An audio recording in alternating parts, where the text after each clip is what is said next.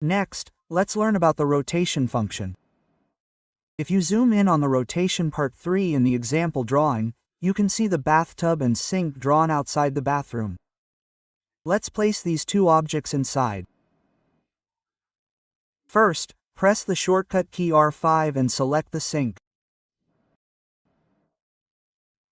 If you click the P1 point on the upper left of the existing sink and move the mouse, you can see the object rotate around P1. If you enter a rotation angle of 90 in this state, the object will rotate 90 degrees in the opposite direction.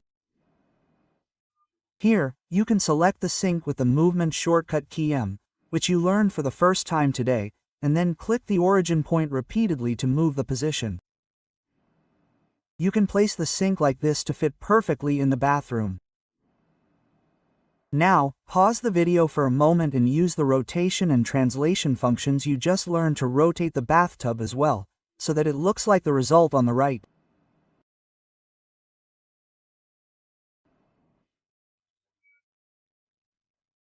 Press the shortcut key R5, select the bathtub, rotate it 90 degrees around P2, and execute the move command to move the upper left reference point of the bathtub to the bathroom.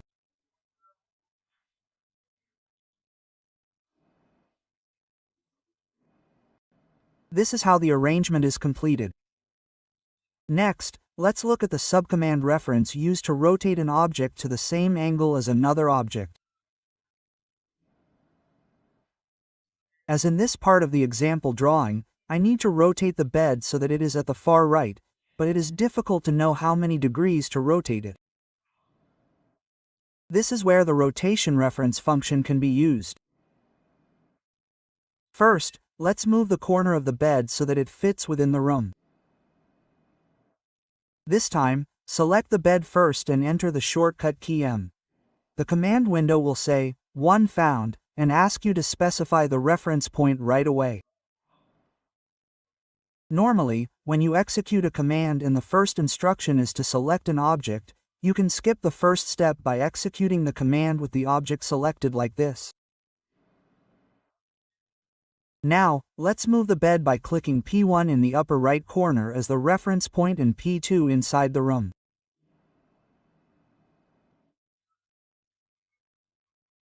Select the bed again, enter the command R5, enter the subcommand R for the reference point P2, and execute the reference function. It will ask you to specify a reference angle, so from here, click P3, P4, and P5 on the right in succession based on the currently selected bed. This reference command is so complicated that even those with some CAD experience have a hard time using it. After learning about scale, I will teach you an easy command that is good to use in this case. Next is the scale function, which is a command that is often used to increase or decrease the size of the created object. In the example drawing, let's increase the size of the rectangle on the left in number 4 to the rectangle on the right. If you enter the shortcut key SC, the scale command will be executed, and we will select the left rectangle by selecting the object. After specifying the base point as P1, you need to specify the scale ratio. Since the parentheses of the existing rectangle are 250 and the parentheses of the large rectangle are 500, it should be doubled. Let's enter 2 for the scale ratio. Then, the size will change to be the same as the right rectangle. Just like rotation, the scale function can also change the size by utilizing a reference object. Since the scale reference also works in a complicated way, let's make it simple.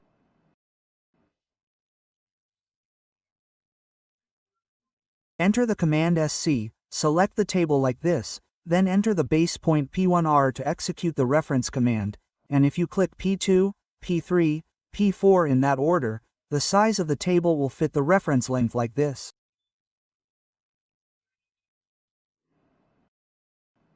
The reference functions for rotation and scale are very complicated. In this case, let's check out the alignment function that allows for reference rotation and scale to be performed more intuitively and easily. Align is a function that can rotate and scale at the same time. Let's check how it works in the example drawing.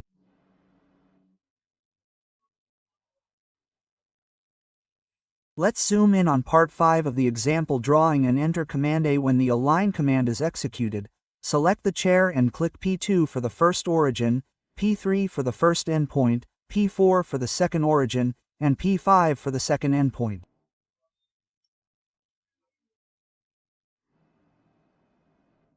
When it asks you to specify the third origin point, just press the spacebar or enter. Here, it asks if you want to change the object scale based on the alignment point.